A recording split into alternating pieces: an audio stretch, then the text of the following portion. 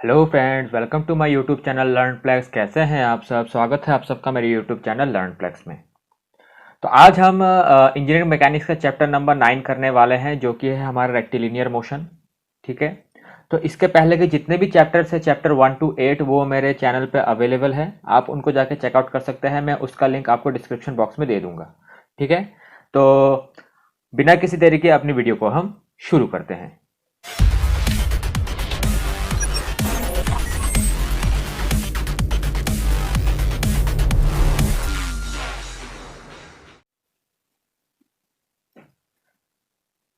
तो सबसे पहले हम जो चैप्टर का नाम है उसका मीनिंग समझते हैं। ठीक है। तो सबसे पहला जो हमारा मीनिंग है, जो हमको समझना है, वो है हमारा क्या? रेक्टिलिनियर। ठीक है। तो रेक्टिलिनियर का मतलब क्या होता है? रेक्टिलिनियर मोशन, रेक्टिलिनियर मतलब होता है स्ट्रेट। ठीक है। क्या होता है? स्ट्रेट। ठीक है। तो इसका मतलब हमारा क्या? Straight motion. मतलब the motion of a body in a straight line is called the rectilinear और लीनियर मोशन। ठीक है। तो linear motion, rectilinear motion, motion in a straight path को हम लोग क्या बोलते हैं? रेक्टिलिनियर मोशन बोलते हैं। ठीक है। चलिए, तो यहाँ पे मोशन पढ़ने के आगे पहले हमको कुछ टर्म्स के बारे में बहुत अच्छे से पता होना चाहिए। ठीक है। तो जहाँ पे जो जो टर्म्स है उसको हम डिस्कस करते हैं और एक एक का मतलब समझने की कोशिश करते हैं। ठीक है। चलिए, तो सबसे पहला जो टर्म है वो हमारा स्पीड है। ठीक है। तो इसका डेफिनेशन क्या है? It is the rate of change of distance. ठीक है। तो देखिए, यहां पे दो टर्म्स है, एक है स्पीड और एक क्या है? वेलोसिटी। यहां पे क्या लिखा हुआ है? It is the rate of change of distance. ठीक है। और वेलोसिटी में क्या लिखा हुआ है? It is the rate of change of displacement. ठीक है। तो इससे पहले कि हम लोग समझे कि स्पीड और वेलोसिटी क्या है, उससे पहले हम लोग समझते हैं डिस्टेंस और डिस्प्लेसमेंट में क्या डिफरेंस होता है। ठीक है। तो सबसे पहले हम लोग समझते हैं डिस्टेंस क्या होता है। ठीक है। तो समझ लीजिए, एक बॉडी है रेक्टेंगुलर शेप में। ठीक है। सोच लीजिए, ये है 10, ये है 5, ये है 10, ये है 5। ठीक है। तो इस पॉइंट को मैं नाम दे देता हूं ए। ठीक है। अगर मैं इसमें एक पर्सन को बोलूं कि वो यहां से लेके पूरा घूम के आके ए पे ही आना है। ठीक है। तो इन दैट केस हमारा डिस्टेंस कितना होगा? डिस्टेंस आपको कुछ नहीं करना है, ये चारों के चारों नंबर को क्या कर देना है? प्लस कर देना है। ठीक है। तो डिस्टेंस मतलब होता है टोटल लेंथ कवर्ड। ठीक है। Total length covered. तो यहां पे 10 प्लस 10 20 प्लस 5 5 कितना हो जाएगा?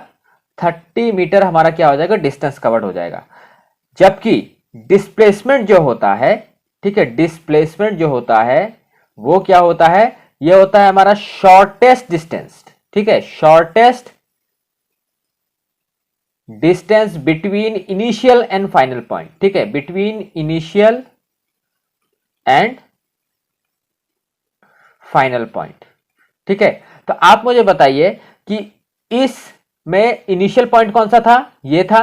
और फाइनल पॉइंट भी कौन सा था? यही था। तो मतलब दोनों के बीच में डिफरेंस कितना है? कुछ भी नहीं है। ठीक है। तो मतलब यहां पे जो डिस्प्लेसमेंट है वो कितना हो जाएगा? 0 हो जाएगा। ठीक है। चलिए, इसके एक और एग्जांपल से और बेहतर तरीके से समझते हैं हम लोग। ठीक है। तो मैं इसको थोड़ा इरेज कर देता हूं, तब तक एक और एग्जांपल लेते हैं और उसको थोड़ा इलाबोरेटली समझते हैं कि डिस्टेंस और डिस्प्लेसमेंट में अंतर क्या होता है। ठीक है। तो मान लेता हूं दोबारा एक रेक्टेंगुलर बॉडी है। ठीक है। तो इसको मैं पकड़ लेता हूं 3, इसको मैं पकड़ लेता हूं 4। ठीक है। चलिए, ये थोड़ा छोटा बड़ा लग रहा है, तो इसको 4 पकड़ लेते हैं, इसको 3 पकड़ लेते हैं। ठीक है। इसको 4 पकड़ लेते हैं, इसको 3 पकड़ लेते हैं। तो समझ लीजिए, ये पॉइंट ए था और ये पॉइंट है सी। ठीक है। तो मैं अगर बोलूं यहां से एक आदमी को कि वो ए से पॉइंट सी तक जाना है, तो वो कैसे जाएगा? यहां पे जाएगा, देन यहां पे आ जाएगा। ठीक है। तो इन दैट केस डिस्टेंस कितना ट्रेवल होगा? डिस्टेंस ट्रेवल होगा हमारा कितना? 4 प्लस 3 7। ठीक है। लेकिन डिस्प्लेसमेंट, डिस्प्लेसमेंट मैंने क्या बताया था? Shortest distance. ठीक है। ए और सी के बीच में शॉर्टेस्ट डिस्टेंस कौन सा है? ये है।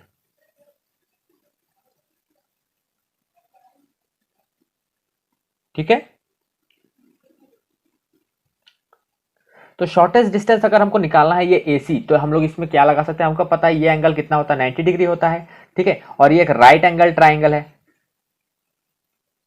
ठीक है, 4 3, तो ये कितना हो जाएगा, 5 हो जाएगा, ठीक है। ये ट्रिपलेट है, मतलब ये पाइथागोरस थ्योरम से आप निकाल सकते हैं। हमको पता है पाइथागोरस थ्योरम क्या होता है, hypotenuse square is equal to base square plus perpendicular square, ठीक है। तो यहां से ये जो है ये हमारा हाइपोटेनियस है, ठीक है, इसको आप बेस पकड़ लीजिए, इसको आप परपेंडिकुलर पकड़ लीजिए, पकड़ने के बाद इसमें पुट कर दीजिए, तो इसमें जो हाइपोटेनियस का वैल्यू आएगा वो कितना आ जाएगा, 5 आ जाएगा, ठीक है। तो मतलब यहाँ पे शॉर्टेस्ट डिस्टेंस को ही हम लोग क्या बोलते हैं, डिस्प्लेसमेंट बोलते हैं, ठीक है। तो यहाँ पे डिस्टेंस हो गया 7, डिस्प्लेसमेंट हो गया 5, ठीक है। चलिए, तो ये हमारा कॉन्सेप्ट था किसका, डिस्प्लेसमेंट और डिस्टेंस का, ठीक है। तो अभी हम स्पीड और वेलोसिटी को समझते हैं, ठीक है। तो स्पीड क्या है, rate of change of distance, ठीक है। तो स्पीड इजिकल टू क्या होता है, डिस्टेंस बाय टाइम, और वेलोसिटी क्या होता है, डिस्प्लेसमेंट बाय टाइम, ठीक है। और एक बात और याद रखिएगा, इसमें जो ये होता है, ये हमारा क्या होता है, ये स्केलर क्वांटिटी होता है, और ये हमारा क्या होता है, वेक्टर क्वांटिटी होता है, ठीक है। तो ये भी याद रखिएगा, डिस्टेंस जो होता है, डिस्टेंस इज ऑल्सो क्या, स्केलर क्वांटिटी, और डिस्प्लेसमेंट जो क्या होता है, वो क्या होता है, वेक्टर क्वांटिटी, ठीक है। तो दोनों में, इसमें वेक्टर है देख के वेलोसिटी क्या है, वेक्टर, ठीक है, और इसमें स्केलर है देख के स्पीड भी क्या है, स्केलर, ठीक है। ये बहुत बार पूछ लेता है क्वेश्चन, तो आपको इसको याद रखना है, ठीक है। चलिए, तो हमारा नेक्स्ट जो टॉपिक है वो है हमारा क्या, एक्सेलरेशन, ठीक है। ओके, और एक चीज बोलना मैं भूल गया, ठीक है, इसकी यूनिट, ठीक है।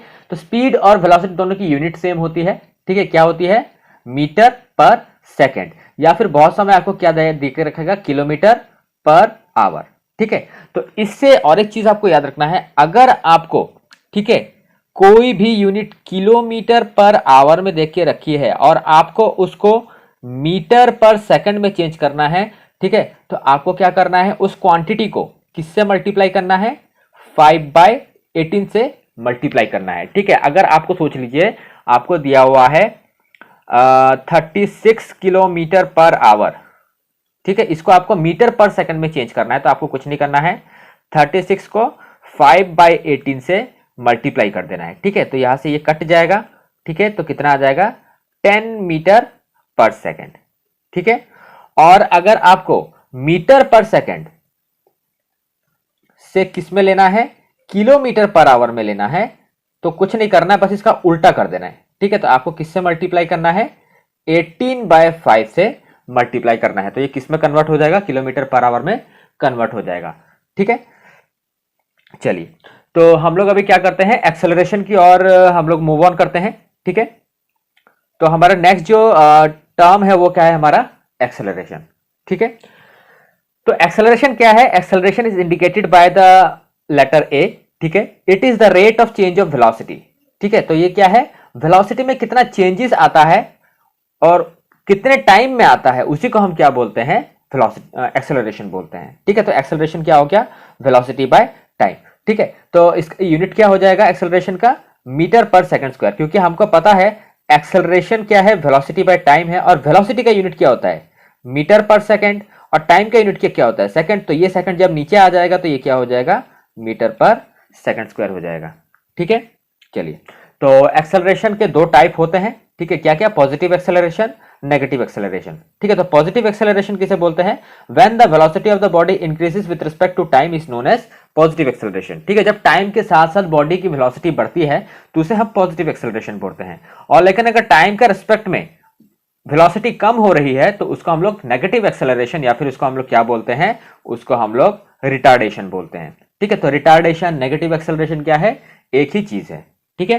तो ये कुछ इंपॉर्टेंट टर्म्स है, ठीक है, स्पीड, वेलोसिटी, एक्सेलरेशन, ठीक है, ये हमको समझ के रखना है, ठीक है, क्योंकि आगे जाके इनका कुछ यूज होने वाला है, तो हमको इसको समझ के रखना जरूरी है, ठीक है। चलिए आगे चलते हैं हम लोग।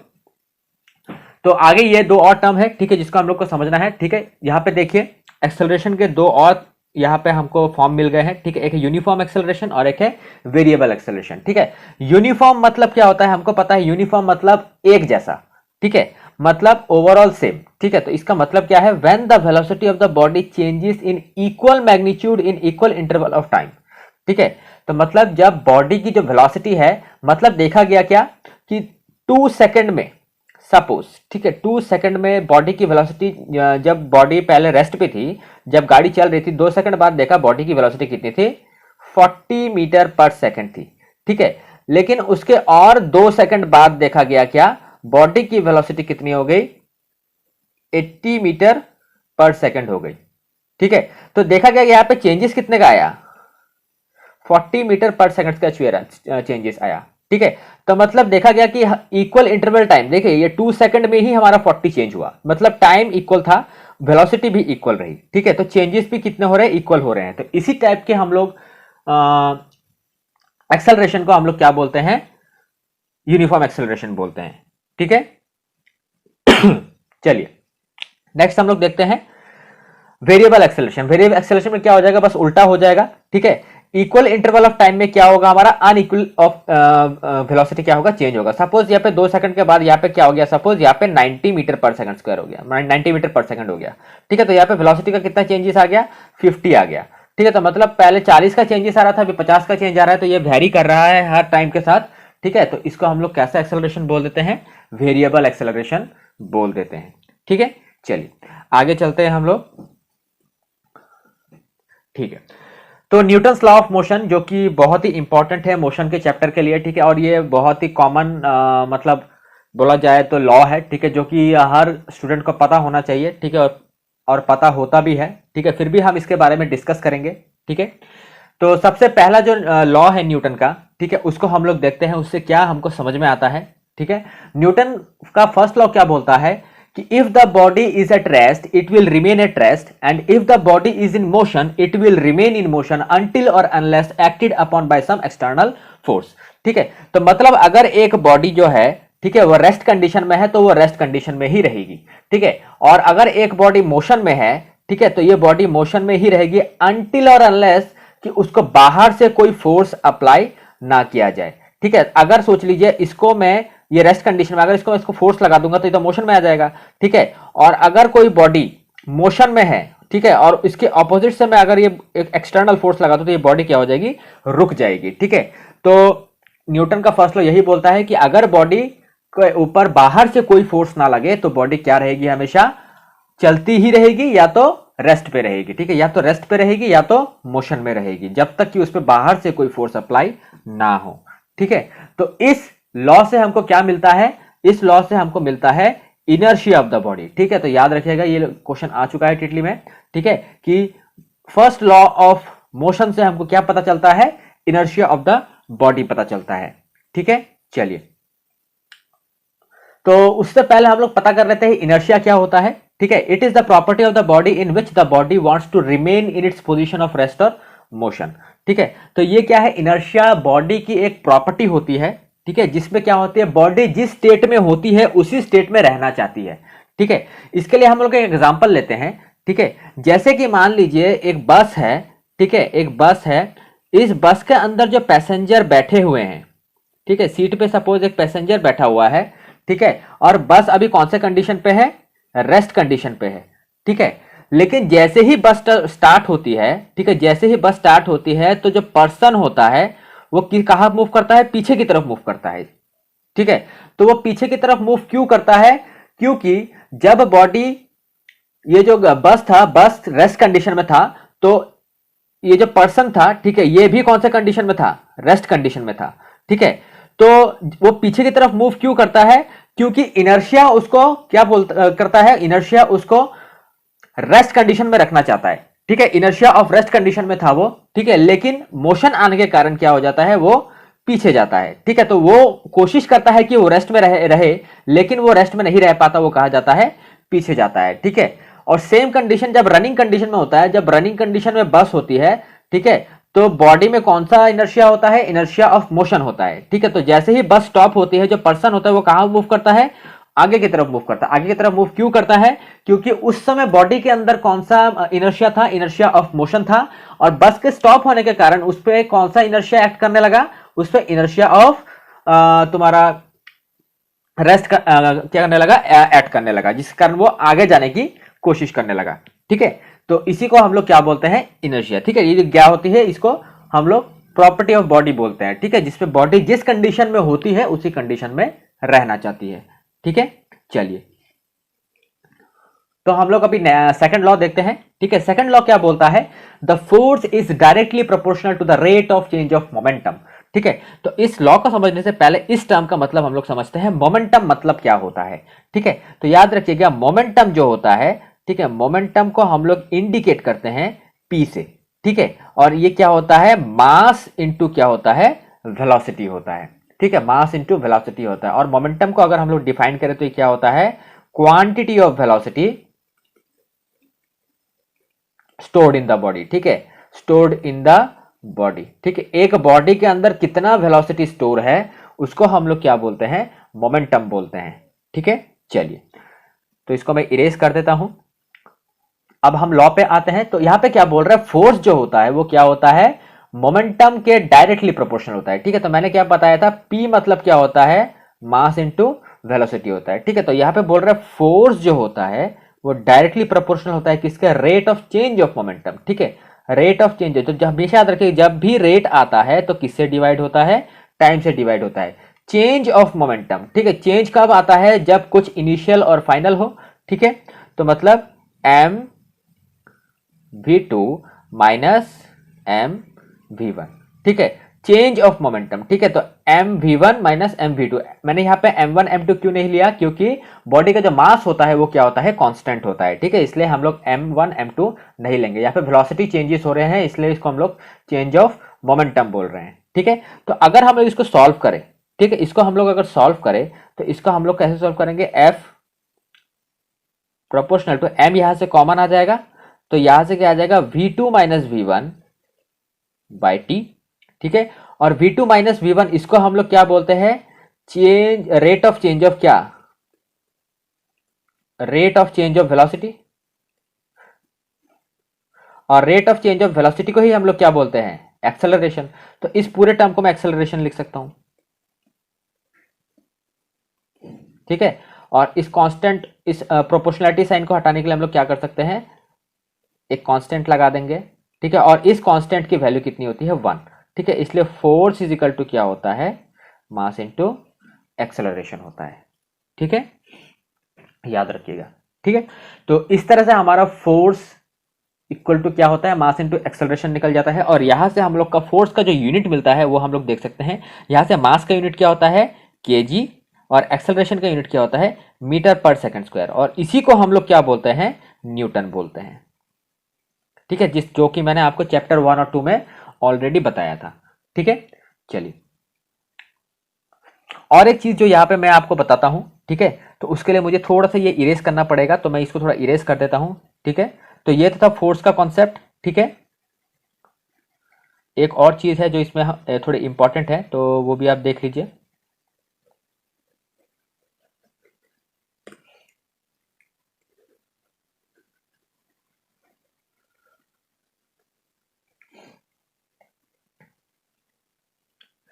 तो इसको मैं यहाँ पे क्या कर रहा हूँ? देखो, ये टाइम को अगर मैं इस साइड ले जाऊँ तो यहाँ से क्या हो जाएगा?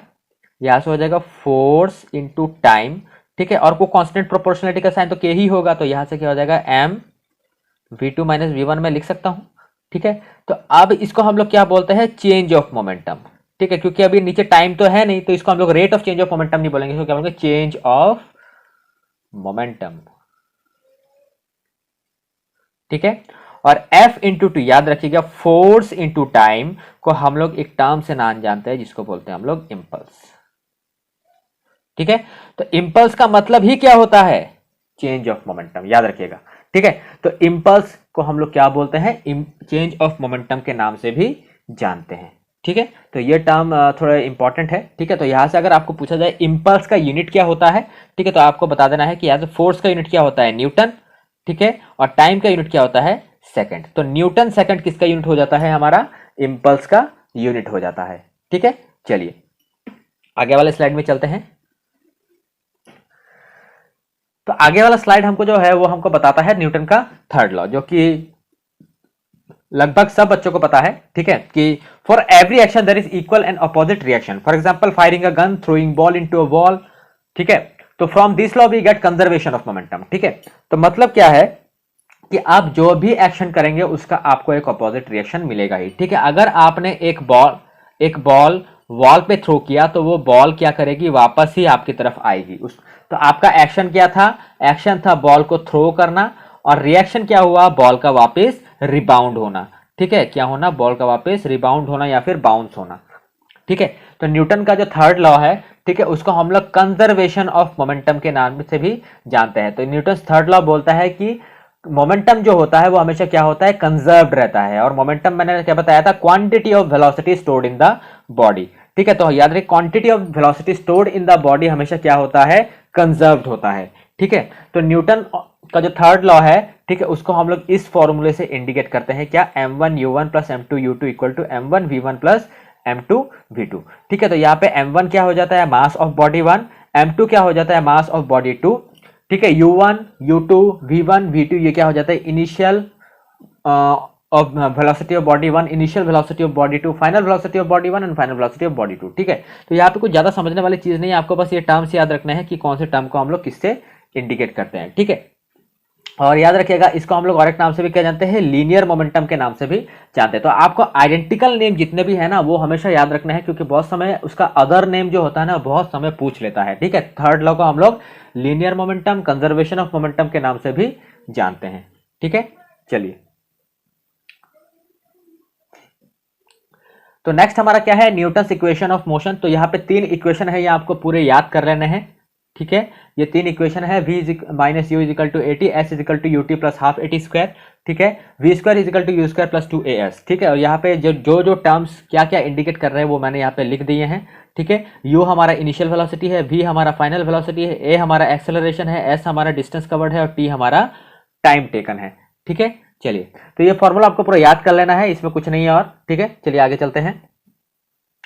ओके, तो यहाँ पे हमारा क्या है, Newton's law of elastic collision है, जो कि हमको थोड़ा समझना है। ठीक है, तो Newton's law of elastic collision क्या बोलता है, देखिए यहाँ पे दो बॉडीज हैं। ठीक है, पहले वाले बॉडी का मास क्या है, m1 है, दूसरे वाले बॉडी का मास क्या है, m2 है। ठीक है, और पहला वाला बॉडी जो है वो इनिशियल वेलोसिटी u1 से मूव कर रहा है और दूसरा वेलोसिटी u2 से मूव कर रहा है। ठीक है, और यहाँ पे बता दिया है कि u1 और u2, ठीक है, के बीच में क्या है, u1 जो है वो u2 से बड़ा है। ठीक है, तो u1 जो क्या है u2 से बड़ा है, तो ये अगर u1 u2 से बड़ा है तो मतलब क्या है, ये बॉडी इसको ओवरटेक करेगा। ठीक है, क्योंकि देखिए अगर एक गाड़ी चल रही है एक दूसरे के पीछे, इसकी वेलोसिटी अगर ज्यादा है तो ये इसको ओवरटेक कर देगा। ठीक है, तो वही चीज है यहाँ पे, तो मतलब क्या है, u1 u2 से क्या है, बड़ा है। ठीक है, तो मतलब u1 अगर u2 से बड़ा है तो मतलब क्या, यहाँ से u1 माइनस u2 करूंगा मैं। ठीक है, तो मेरे को क्या मिलेगा, डिफरेंस ऑफ वेलोसिटी मिलेगा। ठीक है, तो इसी डिफरेंस ऑफ वेलोसिटी को हम लोग क्या बोलते हैं, वेलोसिटी ऑफ अप्रोच। ठीक है, इसको हम लोग क्या बोलते हैं, वेलोसिटी ऑफ अप्रोच। अप्रोच क्यों, क्योंकि ये बॉडी इस बॉडी की ओर क्या कर रहा है, अप्रोच कर रहा है। ठीक है, तो जैसे ही ये बॉडी क्या होगा, इस बॉडी से कोलाइड करेगा। ठीक है, कोलाइड करने के बाद ये दोनों बॉडी अलग हो जाएंगे और इस बॉडी की जो वेलोसिटी होगी फाइनल वो क्या हो जाएगी, v1, और इस बॉडी की जो वेलोसिटी हो जाएगी वो क्या, v2। ठीक है, तो जब भी कोई कोलिजन होता है इलास्टिक तो क्या होता है, दोनों की वेलोसिटी क्या हो जाती है, एक्सचेंज हो जाती है। तो मतलब जो बॉडी पहले कम वेलोसिटी से मूव कर रही थी वो अब ज्यादा बॉडी से मूव करेगी, ज्यादा वेलोसिटी से मूव करेगी, और जो बॉडी पहले ज्यादा वेलोसिटी से मूव कर रही थी वो अब कम वेलोसिटी से मूव करेगी। ठीक है, तो मतलब पहले ये इससे बड़ा था। ठीक है, अब क्या, ये इससे बड़ा हो जाएगा, तो मतलब यहां पे क्या हो जाएगा, v2 माइनस v1 हो जाएगा। ठीक है, और इस डिफरेंस ऑफ वेलोसिटी को हम लोग क्या बोलते हैं, वेलोसिटी ऑफ सेपरेशन। सेपरेशन क्यों बोलते हैं, क्योंकि दोनों टकराने के बाद क्या हो गए, आपस में सेपरेट हो गए। ठीक है, तो इसको हम लोग Newton law of elastic collision में क्या बोलता है कि when two moving bodies collide with each other then the velocity of separation is directly proportional to the velocity of approach. ठीक है, तो वही हम लोगों ने यहां पे लिख दिया। ठीक है, velocity of separation is directly proportional to velocity of approach. ठीक है, तो उसके बाद जो कांस्टेंट आया वो आया क्या, हमारा ई। ठीक है, और इसी ई को हम लोग बोलते हैं, कांस्टेंट ऑफ प्रोपोर्शनलिटी को, कोएफिशिएंट ऑफ रेस्टिट्यूशन। ठीक है, क्या बोलते हैं इसको हम लोग, कोएफिशिएंट ऑफ रेस्टिट्यूशन। तो कोएफिशिएंट ऑफ रेस्टिट्यूशन किसका रेशो है, कोएफिशिएंट ऑफ रेस्टिट्यूशन हमारा रेशो है किसका, velocity of separation to the velocity of approach. ठीक है, चलिए कुछ वैल्यूज है जो कि आपको याद रखना है कि अगर ई का जो वेलोसिटी है अगर वो 1 हो जाता है, ठीक है, हमको पता है कि velocity of separation by velocity of approach हमारा क्या होता है, कोएफिशिएंट ऑफ रेस्टिट्यूशन होता है, ठीक है। ई का वेलोसिटी अगर 1 हो जाए, ठीक है, ये अगर 1 हो जाए तो मतलब यहाँ पे क्या हो जाएगा, यहाँ पे u1 माइनस u2 क्या हो जाएगा, v2 माइनस v1 हो जाएगा, ठीक है। तो मतलब क्या है, वेलोसिटी ऑफ सेपरेशन बराबर वेलोसिटी ऑफ अप्रोच हो जाएगा, ठीक है। अगर ई बराबर 0 हो जाता है, ये अगर 0 हो जाता है तो ये भी 0 हो जाएगा, तो मतलब क्या हो जाएगा, यहाँ पे पता चल जाएगा हमको v2 माइनस v1 क्या हो जाएगा, 0 हो जाएगा, ठीक है। तो याद रखिएगा कि ई का वेलोसिटी अगर बॉडी 1 है तो हम वो उस बॉडी को क्या बोलते हैं, परफेक्टली इलास्टिक। ई का वेलोसिटी अगर कभी 0 आ जाता है तो हम लोग उसको बोलते हैं इन इलास्टिक, और ई का वैल्यू अगर 0 और 1 के बीच में आता है तो उसको हम लोग क्या बोलते हैं, पार्शियल इलास्टिक, ठीक है। बस इतना सिंपल सा है, इतना क्वेश्चन नहीं आता है यहाँ से, ठीक है। तो इसको हम लोग ज्यादा डिटेल में नहीं पढ़ेंगे, ठीक है, इतना ही आपके लिए काफी होगा, ठीक है। चलिए, तो नेक्स्ट जो है हमारा टर्म वो क्या है, हमारा रिलेटिव वेलोसिटी, ठीक है। रिलेटिव वेलोसिटी के कॉन्सेप्ट को थोड़ा हम लोग समझते हैं, ठीक है। रिलेटिव वेलोसिटी मतलब क्या होता है, देखिए मान लेते हैं दो बॉडी है,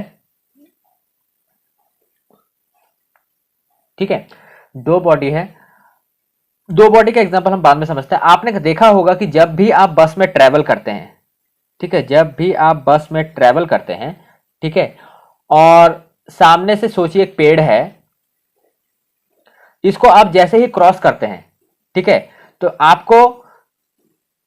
आपका बस तो मूविंग कंडीशन में है, ठीक है, आपका बस मूविंग कंडीशन में है, तो आप जब भी पेड़ की ओर देखते हैं, ठीक है, तो आपको ऐसा लगता है कि पेड़ भी मूव कर रहे हैं, ठीक है, तो आपको ऐसा लगता है कि पेड़ भी मूव कर रहे हैं, ठीक है।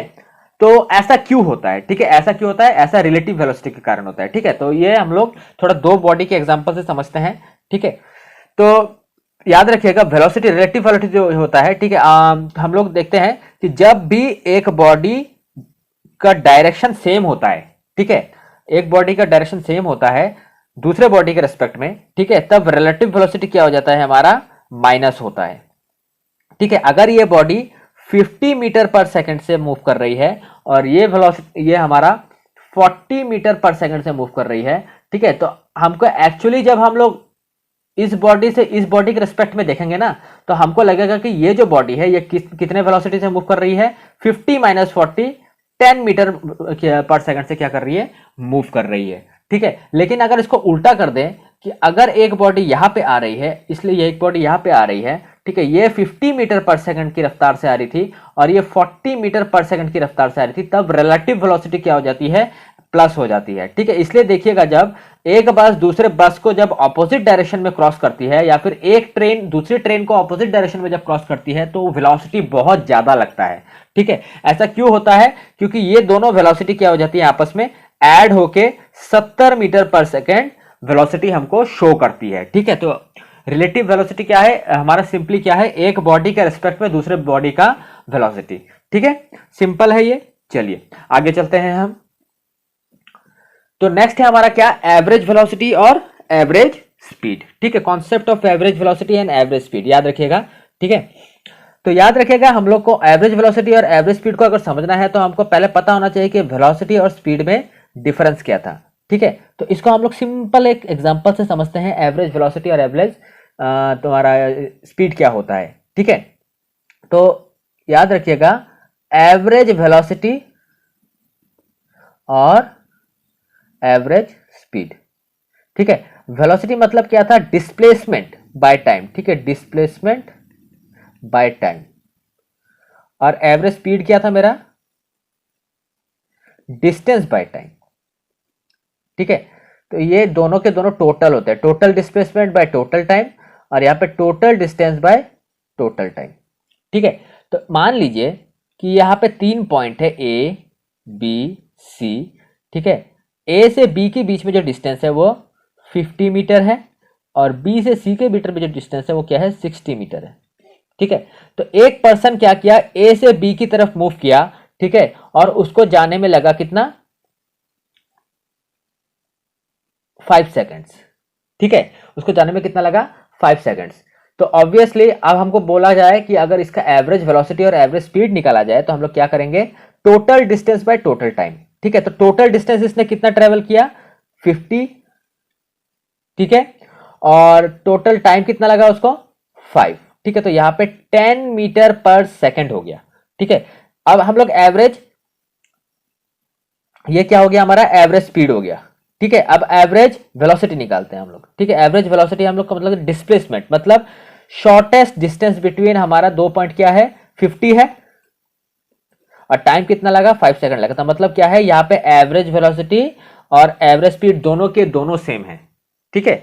लेकिन अब थोड़ा केस को अलग करते हैं। हम लोग क्या करते हैं, देखिए अभी हम क्या करते हैं, इसको मैं थोड़ा इरेज कर देता हूं। पहले वो पर्सन कहा ए से बी पे गया था, अब बी से ए पे दोबारा आ गया, ठीक है। तो मेरे को पूछा गया कि टोटल एवरेज वेलोसिटी और एवरेज स्पीड क्या होगा, ठीक है। तो एवरेज वेलोसिटी हम लोग का क्या होगा, एवरेज वेलोसिटी मतलब क्या, टोटल डिस्प्लेसमेंट। तो आप मुझे बताइए, ए से ए उसका इनिशियल पॉइंट था और वो घूम फिर के ए पे ही आ गया, तो उसका टोटल डिस्प्लेसमेंट कितना हो गया, 0, ठीक है। टाइम कितना लगा वो डजंट मैटर, क्योंकि किसी भी चीज को हम लोग ऊपर 0 आ जाता है तो एवरेज वो क्या हो जाता है, अल्टीमेटली 0 ही हो जाता है। यहाँ पे एवरेज वेलोसिटी क्या हो जाएगी, 0 हो जाएगी, ठीक है। लेकिन एवरेज स्पीड अगर निकालेंगे, ठीक है, एवरेज स्पीड अगर निकालेंगे तो टोटल डिस्टेंस कितना कवर किया उसने, 50 वो गया 50 वो आया, मतलब 100 कवर किया। और टोटल टाइम कितना लग गया, 5 सेकंड आने में लगा तो 5 सेकंड जाने में लगा, ठीक है। तो कितना 10 सेकंड हो गया। तो मतलब यहाँ पे 100/10 कितना हो जाएगा, 10 मीटर पर सेकंड, ठीक है। तो यही हमारा क्या होता है, concept of average velocity and average speed होता है, ठीक है। तो कुछ नहीं है, यहाँ पे डिस्प्लेसमेंट और डिस्टेंस का खेल है, ठीक है। Total displacement by total time को हम लोग एवरेज वेलोसिटी बोलते हैं और total distance by total time को हम लोग एवरेज स्पीड बोलते हैं, ठीक है। चलिए, तो यहां पे कुछ हमारा एग्जांपल्स है, ठीक है, इसको हम लोग करते हैं तो और हमारा कॉन्सेप्ट क्लियर हो जाएगा, ठीक है, कि एवरेज स्पीड एवरेज वेलोसिटी क्या होती है, ठीक है। तो देखिए यहाँ पे क्वेश्चन दिया हुआ है, हम लोग उसको पढ़ते हैं और उसका डायग्राम बनाते हैं, ठीक है। A car travels along a straight road to east, ठीक है, मतलब एक स्ट्रेट रोड है, ईस्ट की तरफ जा रही है, ठीक है, फॉर 120 मीटर इन 5 सेकेंड्स, ठीक है। तो ए से बी में मान लेता हूं, ठीक है। कार कितनी गई, 120 मीटर गई, ठीक है। And then go to the west for 60 metre, और इसको ये टाइम कितना लगा जाने में, इसको ये 5 सेकंड लग गया, ठीक है। और वो दोबारा वेस्ट की तरफ मूव हुई, कितना 60 मीटर, मतलब समझ लीजिए मिडल में ही आ गई, ठीक है, मिडल में आ गया, ये घूम फिर के यहां से यहां पे आ गया, ठीक है। तो ये पॉइंट सी होगा, और ये कितना 60 मीटर, और इसको कितना लगा 1 सेकंड लग गया, ठीक है। तो बोल रहा है कि determine the average speed and average velocity, ठीक है। एवरेज स्पीड अब हमको निकालना है, ठीक है। तो एवरेज स्पीड हमारा क्या था, total distance cover, total distance कितना कवर किया उसने, 120 प्लस 60 कितना 180, बाय टोटल टाइम कितना लग गया 5 सेकंड प्लस 1 सेकंड कितना 6 सेकंड। तो मतलब यहाँ पे कितना हो गया 30 मीटर पर सेकंड हमारा क्या हो गया, एवरेज स्पीड हो गया, ठीक है। और एवरेज वेलोसिटी की अगर बात किया जाए तो average velocity displacement initial to final के बीच में डिस्प्लेसमेंट कितना है, इतना है, ठीक है, मतलब ये कितना है 60, ठीक है। और टोटल टाइम कितना हो जाएगा यहाँ पे बताइए, टोटल टाइम हमको लग जाएगा, हमको पता है कि 60 सेकंड मीटर जाने में उसको कितना टाइम लगता है, 1 सेकंड लगता है, ठीक है। तो 1 ही सेकंड लगता है, तो मतलब क्या होगा 60 मीटर पर सेकंड हमारा क्या हो जाएगा, एवरेज वेलोसिटी हो जाएगा, ठीक है। सिंपल है। चलिए आगे चलते हैं। ये एक और एग्जांपल है, ठीक है, ये मैं नहीं करूंगा, या आप मुझे सॉल्व करके कमेंट सेक्शन में इसका आंसर बता दीजिएगा, ठीक है। और कोई भी अगर प्रॉब्लम आए तो मुझे बता दीजिएगा, मैं इसको नहीं तो नेक्स्ट सेशन में इसको सॉल्व करवा दूंगा, ठीक है। ये हम लोग नहीं करने वाले, ये आपका टास्क रहेगा। तो जितने भी स्टूडेंट इसको देख रहे हैं उसको उनसे रिक्वेस्ट है कि इस क्वेश्चन को सॉल्व करो, इसका आंसर कमेंट सेक्शन में कमेंट करके जरूर बताएं, ठीक है। चलिए, और यहाँ पे भी कुछ क्वेश्चन मैंने दे दिए हैं, ठीक है, ये भी आप सॉल्व कीजिएगा, ये मैंने आपके लिए ही रखे हैं, ठीक है। तो यहाँ पे 5 क्वेश्चन है, ठीक है, 5 को कुछ क्वेश्चन के मैंने यहाँ पे आंसर दे रखे हैं, ठीक है। तो आप इनको मैच करके देख लीजिएगा, ठीक है। तो कोई भी अगर प्रॉब्लम आती है इन 5 क्वेश्चन या फिर इससे पहले वाला जो क्वेश्चन था ये वाला, ठीक है, तो इसके बारे में आप कमेंट सेक्शन में कमेंट करके जरूर बताइएगा, ठीक है। तो आज की वीडियो हम यहीं पे खत्म करते हैं। जितने भी क्वेश्चन यहाँ पे दिए हैं उसके कमेंट सेक्शन में कमेंट करके आंसर बता दीजिएगा, और अगर कोई प्रॉब्लम होती है तो हम इसका जो भी प्रॉब्लम का सेशन होगा वो हम नेक्स्ट वीडियो पे डिस्कस कर लेंगे, ठीक है। वीडियो आपको कैसे लगी मुझे कमेंट सेक्शन में कमेंट करके जरूर बताइएगा, ठीक है। वीडियो को लाइक कीजिएगा, शेयर कीजिएगा, सब्सक्राइब कीजिएगा, बेल नोटिफिकेशन को ऑल पे जरूर रख दीजिएगा। Till then bye bye my friends.